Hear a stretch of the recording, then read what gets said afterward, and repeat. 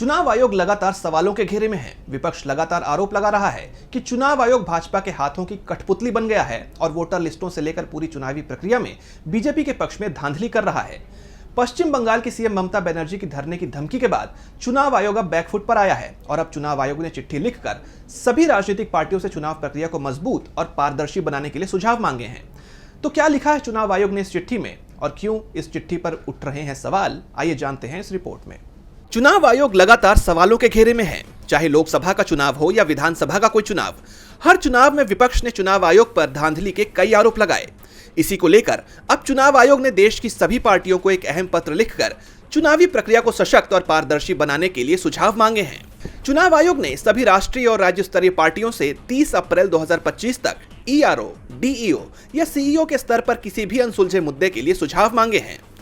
बता दें कि यह पहली बार नहीं है जब आयोग ने ऐसी पहल की हो।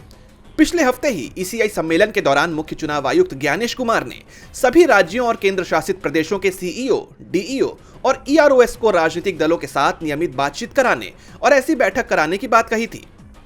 चुनाव आयुक्त ने कहा था कि इस तरह की बैठकों में अगर कोई सुझाव मिलता है तो उसे तुरंत कानूनी रूप से सख्ती से हल करें और 31 मार्च 2025 तक आयोग को कार्रवाई की रिपोर्ट पेश करें। बताते चले कि चुनावी प्रक्रिया में कई तरह की गड़बड़ियों की शिकायत लेकर इंडिया गठबंधन ने कई बार चुनाव आयोग से मुलाकात की थी।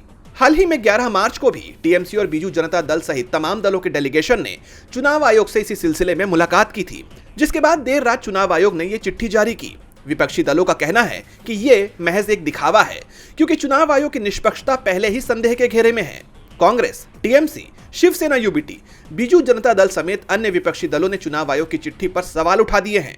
उनका कहना है कि आयोग ने अब तक सरकार के पक्ष में फैसले लिए हैं और अब सुझाव मांगकर सिर्फ अपनी छवि सुधारने की कोशिश कर रहा है। अब देखना होगा कि चुनाव आयोग की इस पहल का कोई सकारात्मक असर होता है या फिर इसके बाद भी आगे की चुनाव प्रक्रियाओं पर सवाल खड़े होते हैं। DB लाइव दिल्ली की रिपोर्ट।